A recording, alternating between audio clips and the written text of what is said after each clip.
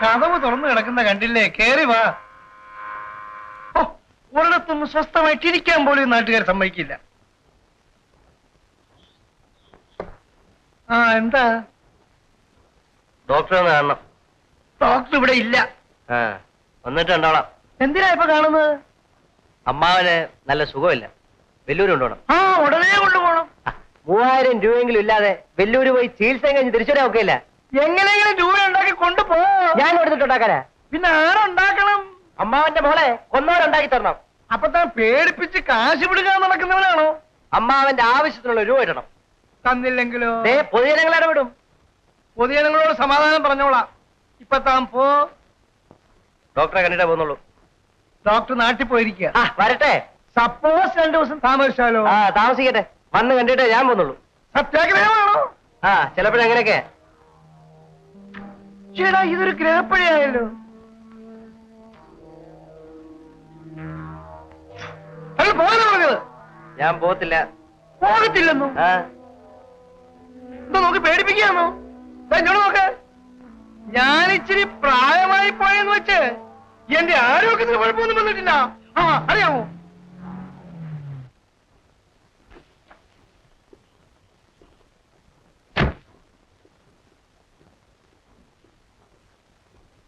Doctor Baladevi ഒന്ന് കാണും. നാട്ടിൽ പോയിരിക്കുക. ആ രാമു അല്ലേ അത്? അതെ. അവൻ എന്തിനാ ഇവിടെ വന്നേ? കുഞ്ഞിനെ ഭയപ്പെടുത്തി രൂപ വാങ്ങിക്കാൻ. ഇപ്പൊ പല പ്രാവശ്യമായി. പിന്നെ വന്നിരിക്കുക. കുഞ്ഞിവിടെ പോ എന്ന് പറഞ്ഞിട്ട് പോകുന്നില്ലെന്നേ. പതിനെട്ട് ശല്യമായിരിക്കുക.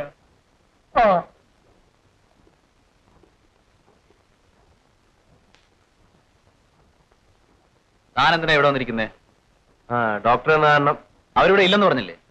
വന്ന് കണ്ടിട്ടേ ഞാൻ പോകുന്നുള്ളൂ. ഓഹോ, അത്ര അത്യാവശ്യമാണോ? അപ്പൊ ഡോക്ടർ വരാതെ സാറ് പോകത്തില്ല. ഇല്ലെന്ന് പറഞ്ഞില്ലേ? ഇറങ്ങിപ്പോൻ പറയാൻ താനാരാ? ഇറങ്ങിപ്പോയില്ലെങ്കിൽ ഞാൻ ആരാണെന്ന് നിനക്ക് മനസ്സിലാവും. രാമു ഇറക്കടാ. നീ പറഞ്ഞിട്ടുണ്ടാ ഈ വളർച്ച പോരെടാ.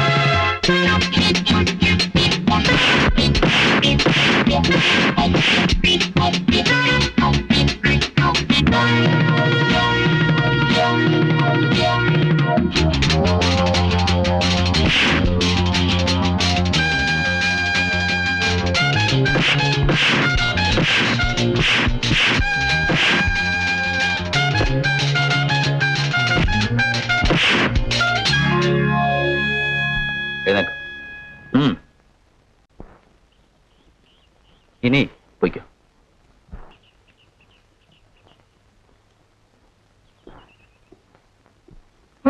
മനസ്സിലായല്ലോ. എന്റെ പേര് ജയമോഹൻ, അഡ്വക്കേറ്റ് ആണ്. ഡോക്ടർ ബാലാദേവി എപ്പോ വരുമെന്ന് അറിയാമോ? ഇന്ന് 2 മണിക്കൂർ ട്രെയിനിൽ വരും.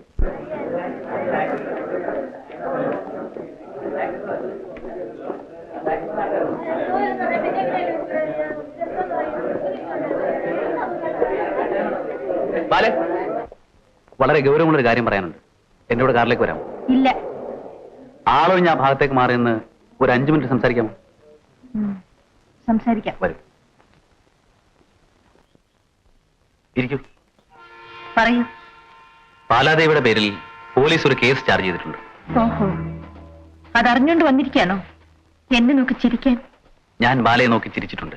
പക്ഷേ മറുപടിയായി ഒരിക്കലും ബാല ചിരിച്ചിട്ടില്ല. പേര് പറയുമ്പോഴെല്ലാം ഡോക്ടർ എന്ന് ചേർക്കാൻ ബുദ്ധിമുട്ടാണ്. ഇനിയും കാര്യം പറഞ്ഞില്ല. ബാല ഇന്ന് വീട്ടിലേക്ക് പോകണ്ട. പിന്നെ എന്റെ വീട്ടിൽ താമസിക്കാം. മിസ്റ്റർ ജയമോഹൻ, എങ്കിൽ ഹോട്ടലിൽ ഒരു മുറി എടുക്കാം. എന്നെ അതിന് കിട്ടില്ല. നിങ്ങൾ കാല് തെറ്റി. ഡോക്ടർ, ഞാൻ അത്ര നല്ല സ്വഭാവക്കാരനൊന്നുമല്ല. ലേശം വഷളനുമാണ്. പക്ഷേ നിങ്ങളോട് ഇപ്പൊ പറയുന്നത് നിങ്ങളുടെ നന്മയ്ക്കാണ്.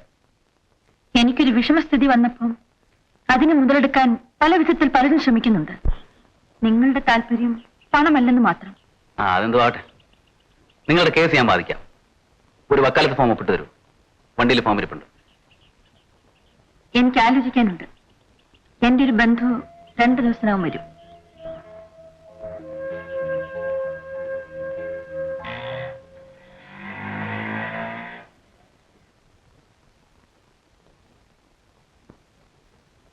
ഇതാ. ആ രാമ ഇന്നും വന്നു. എന്തിന്? രൂപ കൊടുക്കാൻ തന്നെ. 3000 രൂപ കൊടുക്കാതെ പോയില്ലെന്ന് പറഞ്ഞ് കയറി ഇരുന്നാണ്. ഏതായാലും ഇനിയൊന്നും തരില്ല. അതെന്താ? ജയമോഹൻ എന്ന് പേരുടെ അഡ്വക്കേറ്റ് ഇവിടെ വന്നു. നല്ല ഒരു ചെറുപ്പക്കാരനാ. പുള്ളി ശരിക്കും അവൻ അടി കൊടുത്തു വിട്ടു.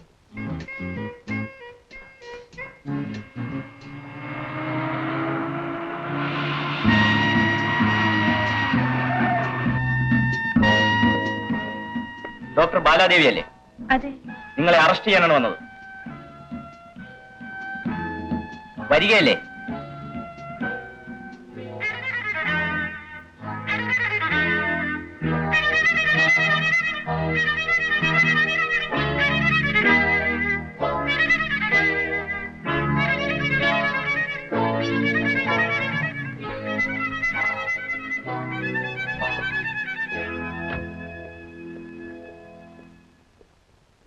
ബാലദേവി കയറാൻ പറ്റേ?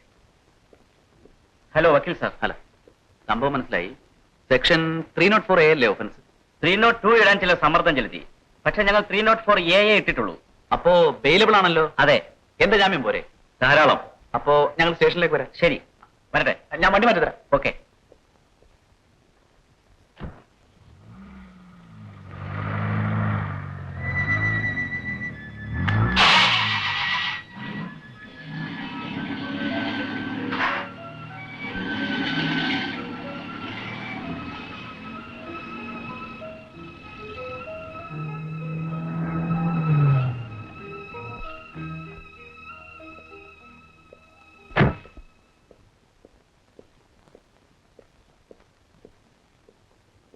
ഡോക്ടർ, എനിക്ക് വക്കാലത്ത് തരാൻ ഇഷ്ടമാണെങ്കിൽ നാളെ വീട് വരെ ഒന്ന് വരണം.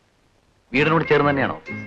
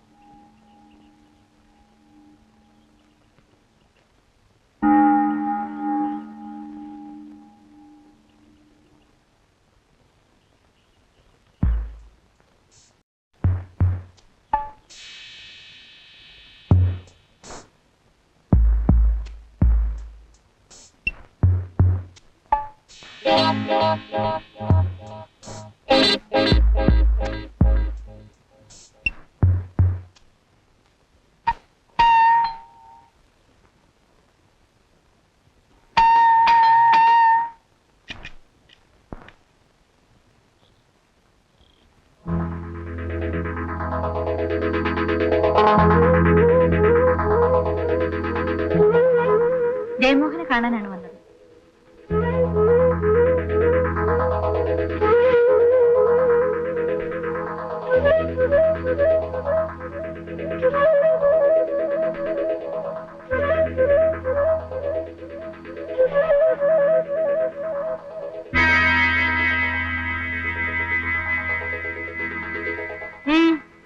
എന്തിനാ ഇവിടെ വന്നത്? അമ്മയ്ക്ക് എന്നെ മനസ്സിലായില്ലേ? ഞാൻ ഡോക്ടർ ബാലാദേവിയാണ്. അറിയാം. എന്നെ നോക്കി ഡോക്ടറല്ലേ?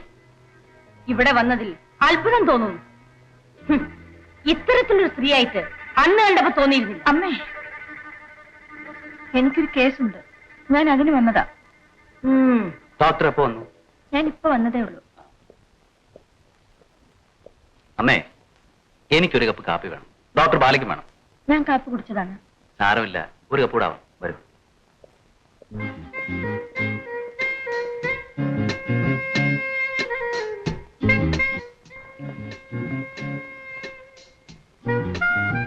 സുമിത്ര പറഞ്ഞറിഞ്ഞു കേസിന്റെ വിവരങ്ങളല്ല.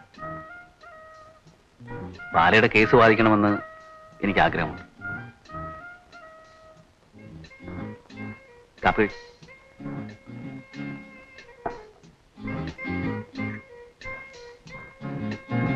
കഴിക്കും.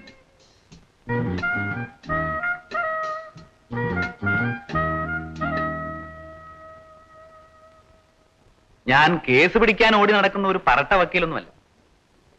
എനിക്ക് ഏജന്റുമാരുമില്ല. സാമാന്യം ഭേദപ്പെട്ട ഒരു അഡ്വക്കേറ്റ് ആണെന്നാണ് എന്റെ വിശ്വാസം. അറിയാം. എങ്ങനെ അറിയാം? ഒരു കേസിന്റെ കാര്യം അറിയാം. ബേബി എന്നൊരു സ്ത്രീ തന്റെ കുട്ടിക്ക് ചിലവിന് കിട്ടാൻ വേണ്ടി കേസ് കൊടുത്തു. സാറ് ആ കൊച്ചു മുതലാളിയുടെ വക്കാലത്ത് പിടിച്ചിട്ട് ആ പാവപ്പെട്ട സ്ത്രീക്കെതിരായി വിധി എഴുതിച്ചു. ക്ഷമിക്കണം, ആ സാമർഥ്യത്തോട് എനിക്ക് ബഹുമാനം തോന്നിയില്ല. ഞാനൊരു സത്യാന്വേഷകനല്ല ഡോക്ടർ ബാലാദേവി. പാവപ്പെട്ടവരെ ഉദ്ധരിക്കാമെന്ന് കരാറേറ്റിട്ടുള്ള രാഷ്ട്രീയക്കാരനുമല്ല.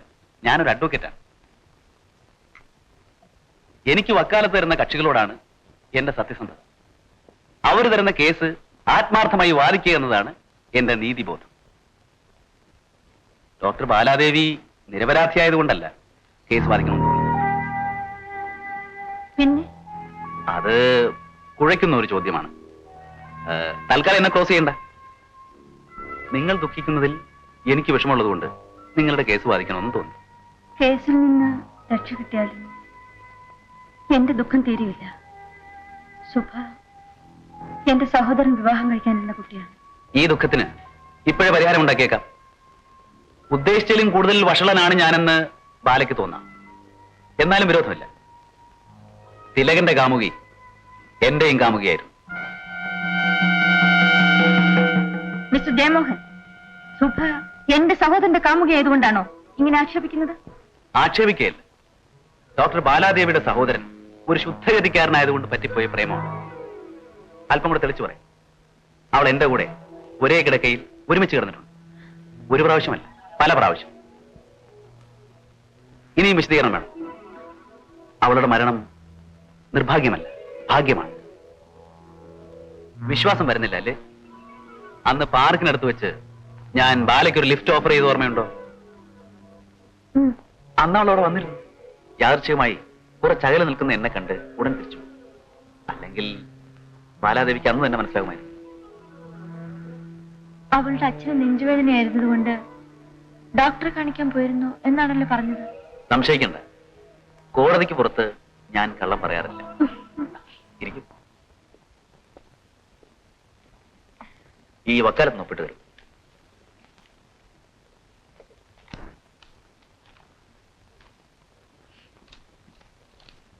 ഇനി പോവാം. ഫീസിന്റെ കാര്യമൊന്നും പറഞ്ഞില്ലല്ലോ. അതിന് സമയമുണ്ടല്ലോ, ഇപ്പൊ വേണ്ട. പിന്നെ ഇടയ്ക്കൊക്കെ ഒന്ന് ഇവിടം വരെ വരേണ്ടി വരും. ദുരുദ്ദേശമൊന്നുമില്ല. എനിക്ക് കേസ് പഠിക്കണം. Cardiac arrest, medical termination of pregnancy, ഈ വക കാര്യങ്ങളൊക്കെ എനിക്കൊന്ന് പഠിപ്പിച്ചാൽ കേസിന്റെ കാര്യത്തിന്. ഓ, അത് കൊള്ളാം. സാറ് വിവരങ്ങളെല്ലാം പണിക്കര് പറഞ്ഞു. ജയമോഹന് വക്കാലത്ത് കൊടുത്തത് നന്നായി. പേരെടുത്ത വക്കീലല്ലേ? ചോളയും തന്റെ ഉള്ളൊരു കൊച്ചാണ് വക്കീൽ സാറ്. ആ ചോളയെ നേരിട്ട് കണ്ടതാ. പാലക്കുഞ്ഞെന്ന് പറഞ്ഞാൽ ജീവനാണ്.